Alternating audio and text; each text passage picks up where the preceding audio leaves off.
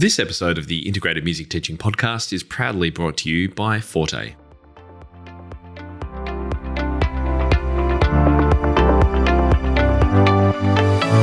You're listening to the Integrated Music Teaching Podcast from Top Music. Tune in weekly as we interview music teachers and experts from around the world to explore creative activities and ideas that build learning connections in students. Our integrated music teaching approach will deepen your students' understanding of musical concepts, engage them in critical thinking, improve their reading and performance, foster their curiosity, and prepare them for a lifetime of music making. Hi teachers, it's Tim here and welcome back to the Integrated Music Teaching Podcast from Top Music. It's wonderful to be spending some more time with you today, unpacking all things music teaching, business, creativity, classical technique. Today, we're discussing something that I'm really passionate about. It's helping teachers find the balance between the classical and creative elements of music lessons, and particularly helping them develop their students into what I call all-rounders. And one aspect of being a solid all-rounder pianist is the ability to be able to play from lead sheets. And this, of course, as you may have noticed, is our theme for May. Playing from lead sheets and being able to play by ear. Two quite related activities and two really important activities in being a holistic all-rounder pianist. So I'm really excited today to share a replay of a podcast from 2019, which many new listeners will not have heard and many of our long-term listeners will, I think, enjoy exploring again. It's called Powerful Strategies for Teaching Lead Sheets, and it's in two parts. In part one, I go over the 9 reasons why I believe all teachers should teach their students about lead sheets. And in part 2, we share module 2 from a course that we have inside our TopMusicPro membership called Take the Lead. It's a comprehensive how-to course for everything you need to know about teaching lead sheets. And we were incredibly lucky to have our late dear friend Forrest Kinney create this course for us. And it's always been one of our highest rated courses. So I'm going to give you, in this episode, the whole of Module 2. You can listen to it, hear his stories, hear him playing at the piano, and get a sense for this incredible course he's created for us, which you can grab by becoming a member over at TopMusicPro.com. Before we get there though, I did want to read out a review from Helen Eager. Thank you very much, Helen. She says, "Thanks for your podcast, Tim. I love your focus on a more wholesome and creative way of teaching piano, one that gets away from a purely exam-centered approach and fosters learning lots of repertoire, improvisation, and gaining a practical understanding of harmony. The episode on simultaneous learning with Paul Harris was particularly thought-provoking and inspires me to try out new ideas." Well, thank you very much, Helen, for sharing your thoughts. And if you are listening, please send us an email over at support@topmusic.co so that we can forward you a thank you gift. I do love receiving reviews like this. Of course, it really warms my heart to know the impact that these interviews and lessons that I'm sharing on the podcast are having a success in your studio. So if you'd like to share your own views, I'd be delighted to read them. You can find the instructions for how to do that if you're not too sure over at topmusic.co/iTunes. It's a really easy process. As I've said before, every one of these episodes takes hours, literally hours of time to put together. So if you're able to spare 2, 3, even 5 minutes to write a quick review, we would really appreciate it. And I look forward to sharing some more in our future episodes. Now, one other quick reminder I wanted to let you know about is that towards the end of May, we're going to be releasing a brand new course for music teachers all about playing by ear. And we've created this course in response to teacher requests for more help about how to go about step-by-step encouraging students to both be able to sing and then play what they hear, which is an incredible skill to have. It goes right to the heart of that all-rounder musician, the holistic musician. And there's a number of really clear steps you can take in order to start introducing this more regularly in your studio. And this is going to be great for teachers who might be getting a little bit frustrated or tired of students trying to learn things off YouTube or not be able to learn them or want to learn a pop song that they can't find the music for. It's the reason why I've been doing my pop song solutions videos where I react to pop songs and then work out how to teach them and show you what I would do to do that. But what we've done is we've invited back Simon Rushby, who created our incredible songwriting course last year. If you haven't explored that course, you have to check it out. It is a brilliant segue on from my 4-chord composing program. for any student who's interested in creating lyrics and writing songs, this is the go-to course. So that was released last year. It's inside our membership. And now Simon is about to release towards the end of May his course all about teaching playing by ear. And we're going to be going live with this 1-day challenge towards the end of May. It's going to be about the 24th of May, where I'm going to go live with teachers from around the world. And we're going to pull apart a pop song together. It's going to be super fun. And then I'm going to challenge you to do it yourself. Now, that's coming up. We haven't got any sign-up details or anything about that yet. It's going to be free, and we'd love as many of you to join as possible. So stay tuned. I will let you know in our next couple of episodes how to get connected to that event. It's going to be super fun. And then I'll also be able to let you know more about that new course that's coming out too. All right, I think we should get on with today's episode, which is all about 9 reasons to teach lead sheets in piano lessons and our module 2 of Forrest Kinney's incredible course all about teaching lead sheets in your lessons. Enjoy.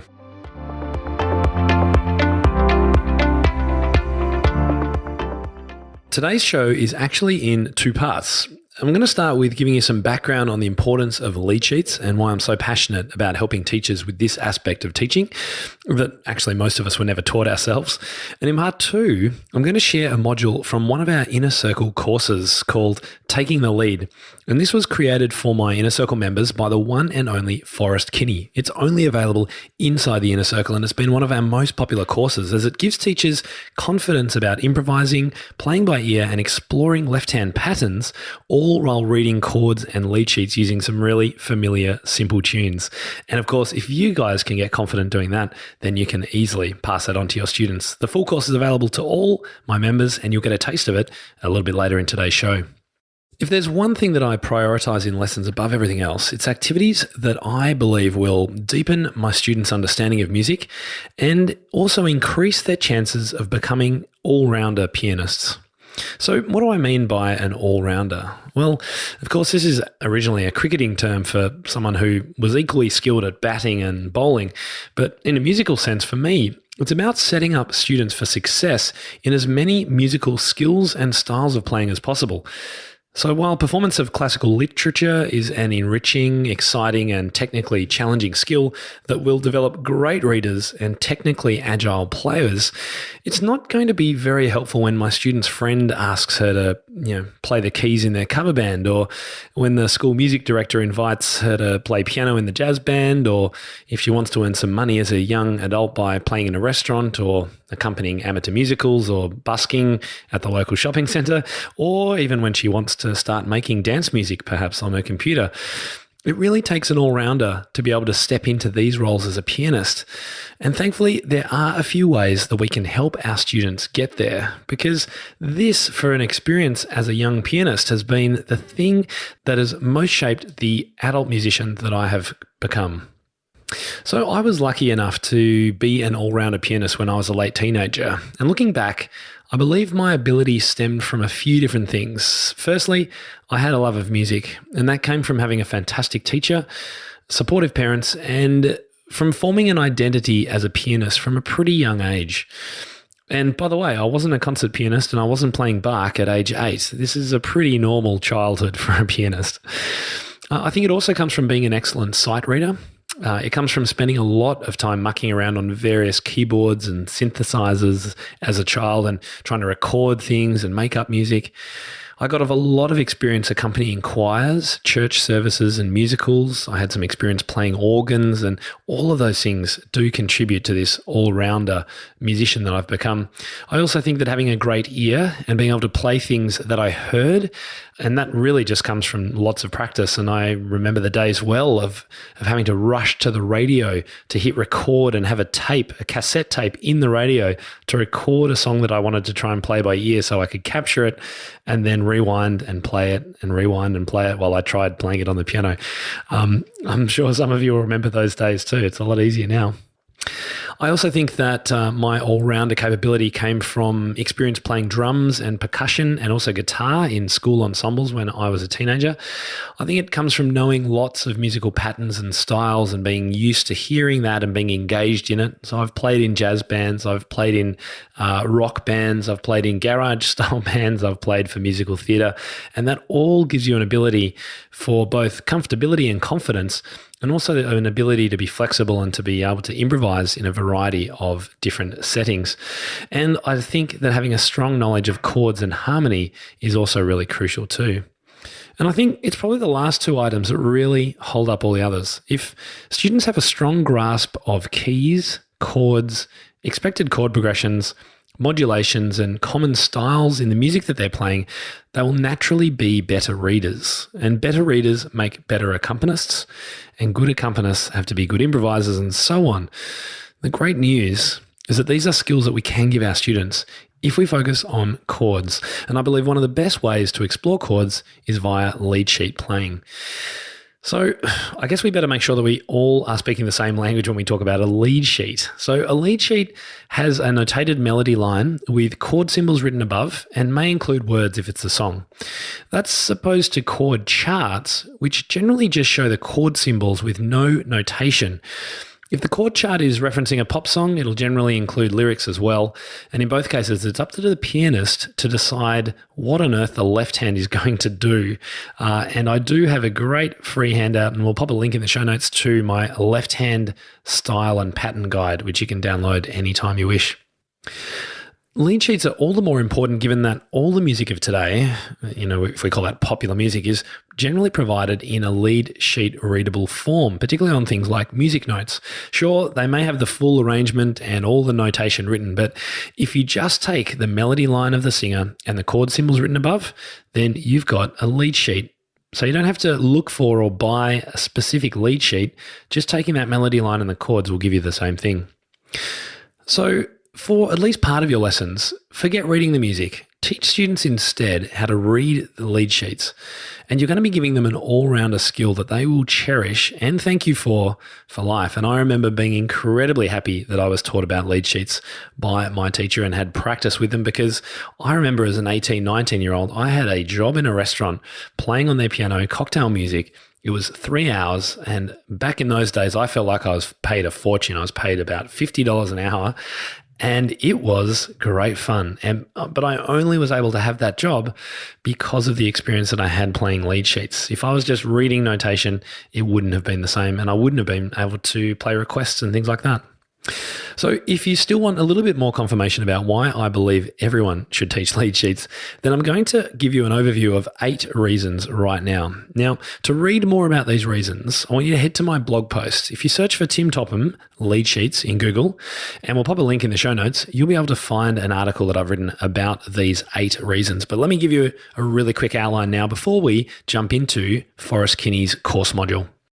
Reason 1, it's essential for playing in bands and worship situations. And I know a lot of our students are interested in playing with other instruments and perhaps playing for their church or worship band. If they don't know lead sheets, they're not going to be able to do it. Reason 2, students gain a deeper understanding of music. And you've heard me bang on about this a lot. I believe so much in the power of chords and harmony to teach students about the underlying principles of music and how it's constructed. So learning more about that through lead sheets will only deepen that understanding. Reason 3, students have the best chance of making a living from music. Now, sure, your student could go busking and play written music, but I tell you what, if they can read some lead sheets and just play very, very easily off the top of their head by looking at a few chords and a melody line, then they're going to be able to get jobs like me, playing piano in a restaurant or at the shopping centre, or to do some busking, whatever it is.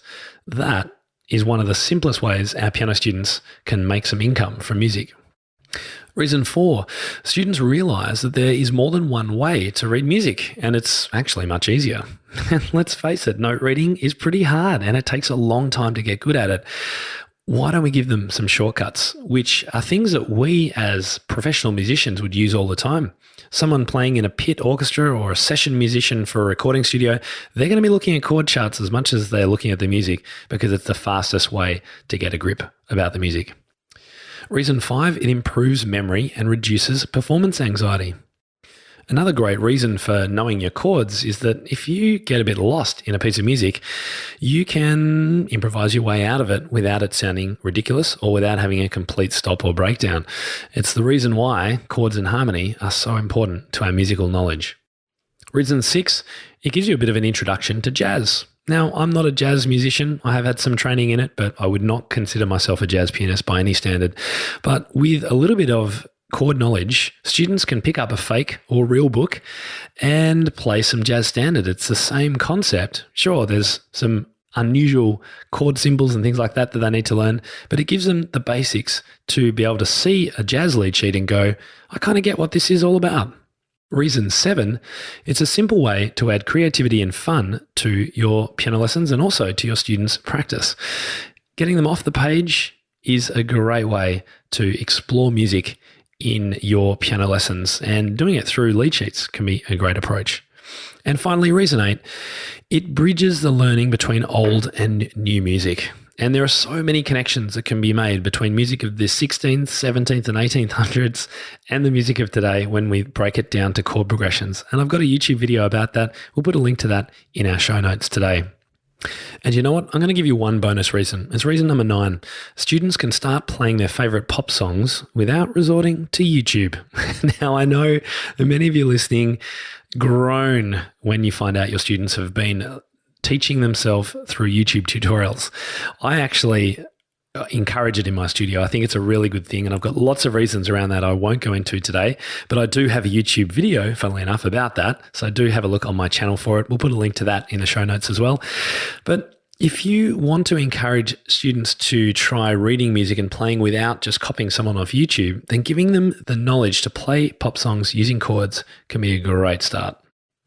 So with those 9 reasons why I think lead sheets should form an important part of any student's piano learning journey, let's move on to part 2. I'm going to hand over now to a much more talented teacher than me, welcoming to the show Forrest Kinney. And I'm going to be playing to you video number 2 in his 8-part Taking the Lead course from our Inner Circle Academy. In this video, he's talking about styling left-hand chords using Happy Birthday as an example. So he's talking about what to do with the left hand, and he explores things like adding a boogie-woogie bass and even some blue notes to the melody, and playing with what he calls a Chopin style and open-voiced chords in the left hand. It's just a few little ideas that you could take away today and explore. You'll also get to hear a few of his funny stories, which we've always come to expect from Forrest.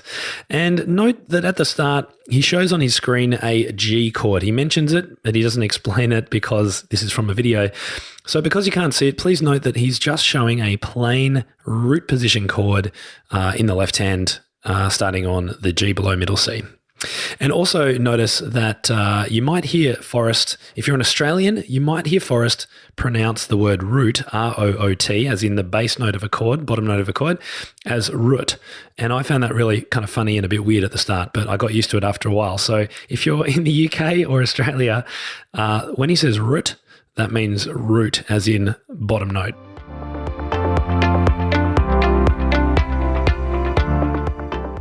Forte is the perfect solution for music teachers looking to build or grow their online music studio. With their revolutionary platform, music teachers can connect with a high volume of students from all over the world. Forte has already connected over 60,000 lessons and more than 3 million minutes of music instruction to date, with teachers from over 90 countries. Forte's extensive network of students provides music teachers with an unparalleled opportunity to expand their reach to more students.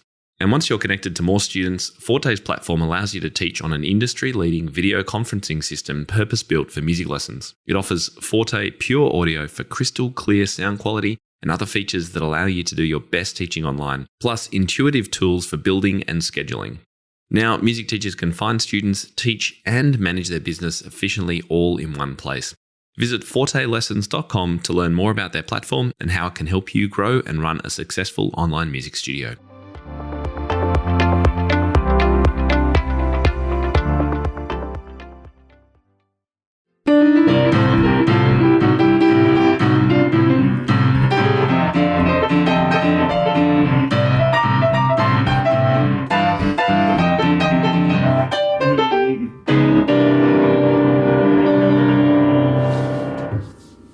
Hi, welcome to video number 2, where we're going to talk about styling chords. Now, when you think of a G chord, most people think of this. They think of what I call a chunk chord or a theorist chord, just 3 notes like that. And yet, the first thing I want to emphasize in this video is that's just one way of playing a chord. So I often say that chords are like hair, that we can style them in countless ways. Like, what can we do with hair? We can cut it, we can curl it, we can braid it, many other things. The same with chords, and I'd like to get into that. So let's start with the most basic techniques. When you're adding chords to a lead sheet, let's start with the lead sheet of Happy Birthday, since that's a tune that all of us really need to know. If we just start by playing a chunk chord, the first thing we could do is play it loudly or softly, and we can play it high or we can play it low. So already we have some options. And that's the first puzzle that I presented in the handouts. Now, I've borrowed these pages from my Puzzle Play book. And a puzzle presents a challenge. And then when you turn the page, there's a black puzzle piece, which gives one possible solution. And so I think that's kind of a nice way to present this information. So we see here on the second handout how it could be done loud, maybe an echo soft. But puzzle 2, we start bringing in another element, and this is the element of rhythm. We could play these chunk chords in different rhythms to create different effects. So in this case, we sound more like something Beethoven might do. In the third puzzle, we start to do another technique, which is breaking up chords. A very simple way to break up chords is to do what's called a simple wall style. And that's where we're playing the bass and the upper notes of the chord. So suddenly we have a birthday waltz. And of course, these basic techniques can be combined in endless ways. For example, to sound like Mozart, we would play in a higher range and maybe break up the chords like this. To create a walking bass sound, we'd break up the chords down in the bass. Maybe swing the rhythm. All these are ways to play basic chords. What I'd like to do now is introduce you to a style that I never learned in my classical lessons, but it was the first thing my jazz teacher taught me because he said it will really help you get a sense of rhythm. And it's boogie woogie. Now, the simplest boogie woogie bass line can be created by playing a chord in the bass and leaving out the middle note. So you're playing a fifth, and then alternating between the fifth and the note above the fifth, like that. Now, there's some important things to note here about the style. Notice that I'm not playing staccato. I'm playing legato to create a full, big sound. Another thing I'm doing is I'm playing in the bass. A lot of people will do this with boogie woogie, and I'll tell you, that's just not macho enough for a guy like me and for the style itself. Now, a third thing about boogie's style is, particularly when it moved into the early rock and roll sounds of the 1950s, people started playing with what's called a backbeat, which is emphasizing the second and fourth beats of a measure. So, for example, instead of playing like this, it would sound more like this. See, I'm emphasizing the second and fourth beat. So how do we apply this sound to Happy Birthday? Well, Happy Birthday is in 3/4, and Boogie Woogie is in 4/4. So the first thing we're going to have to do is stretch the melody out. 1, 2, 3, 4, 1, 2, 3. And I've shown that on the handout. So the first puzzle here is to use this lead sheet and try to add a boogie bass. So, okay, you can shut off the video and go and try this. All right? All right, welcome back. And this is what it might sound like. You hear that backbeat?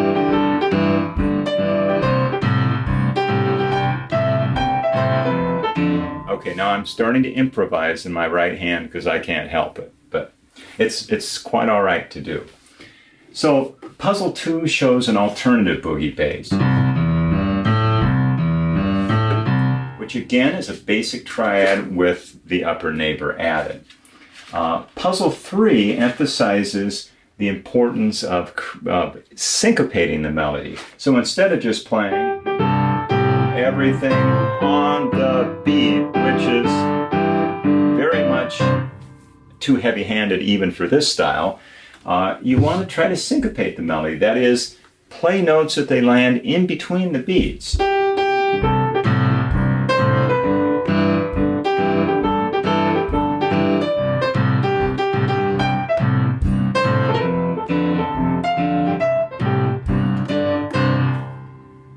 So puzzle 4 introduces, I think, a very important characteristic of the boogie sound, since it evolved out of the blues. So you can think of this as kind of a blues sound. In fact, they're called blue notes. Below the third of every chord, you can slide down to the half step lower neighbor. So with the C chord, that would be E flat below E. With the F chord, that would be the A flat below the A, and with the G chord, B flat. So what you can do is you can add that in whenever you get a chance to add some blues flavor. So, well, there's no third in the melody here, so I'm going to sneak one in because there's no rule against it. And I've written that out here. I might do it this way.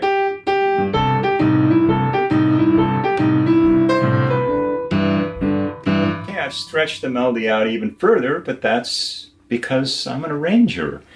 And then we could do the same thing with the G chord. I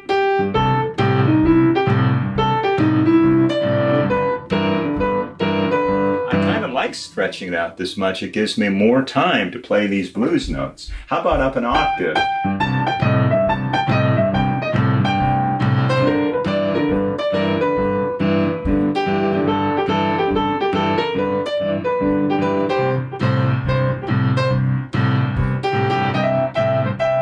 There, I slid into it.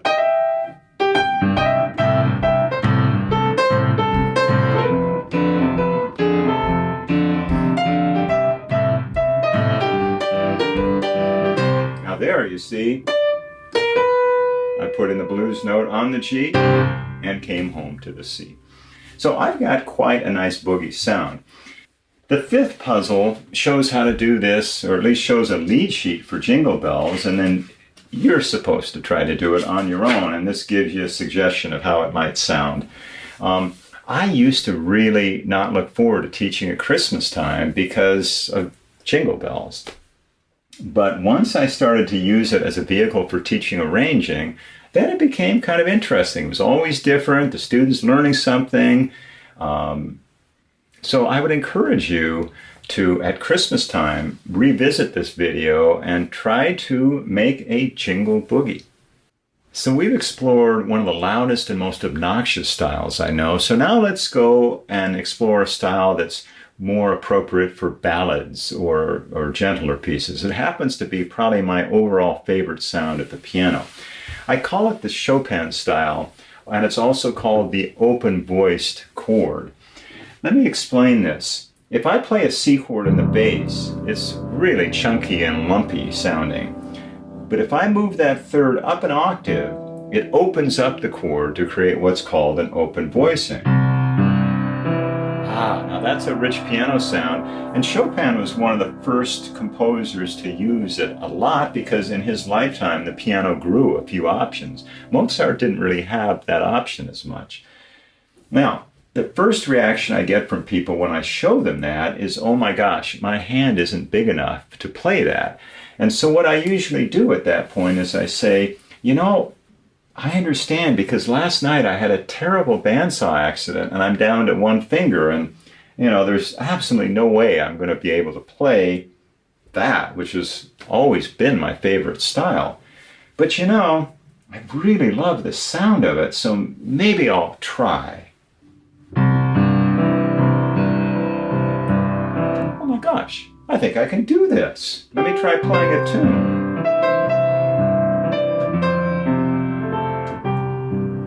Well, it's possible, even if you have a very tiny hand or no hand at all. All you really need to play the Chopin is a sweeping motion of the arm and a pedal. You don't have to have a large hand. So, as you can hear, it makes an incredibly rich and resonant sound. So the first puzzle is Amazing Grace. I've got a lead sheet written out, and I encourage you to try to fill in the blanks. And then, of course, I give you a possible solution. The next puzzle, we move on and do the same thing with Greensleeves. We have the chords, we have the melody. So,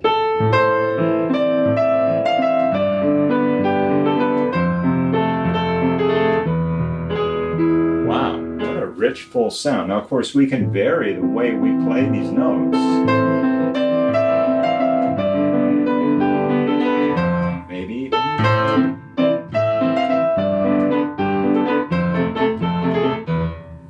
Possibilities are always endless.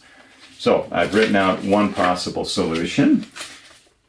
So I use the Chopin style in a wide variety of pieces. I teach Somewhere Over the Rainbow to beginning students or people in their first, second year of study using this technique. At my gigs, I play a lot of ballads using that style.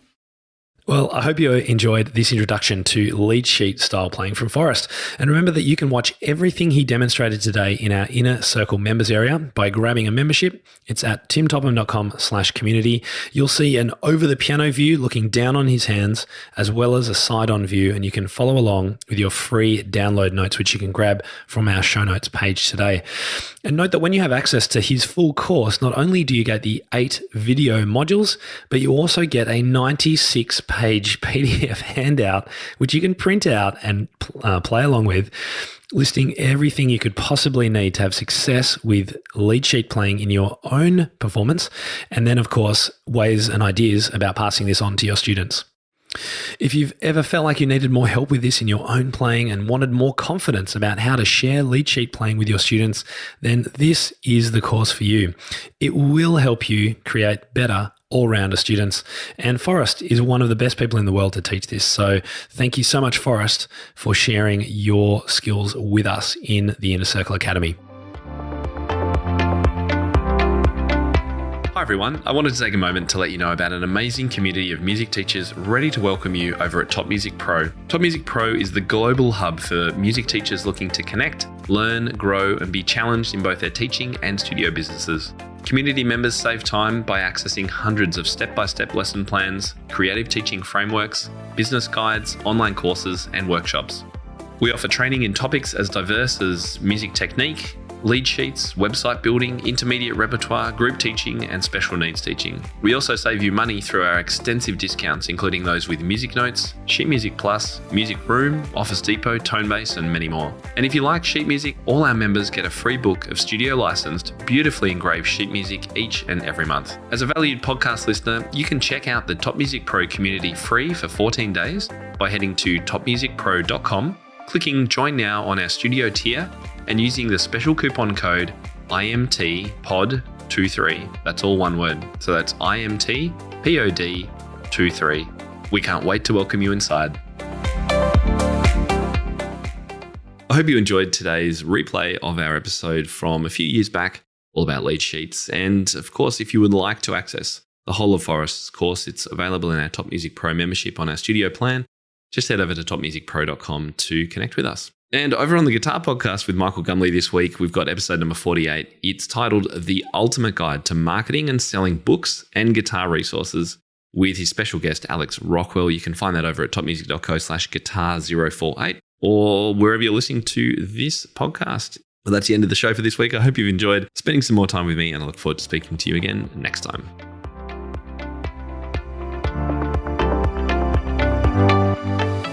How do you keep up to date with all the latest trends and research into music education? How do you connect with other teachers around the world and make sure your teaching stays fresh and relevant for students of all ages and stages, both now and into the future? I created our Top Music Pro membership to be the one-stop shop for music teaching resources, training, support, and community, and I'd love for you to come and join us inside.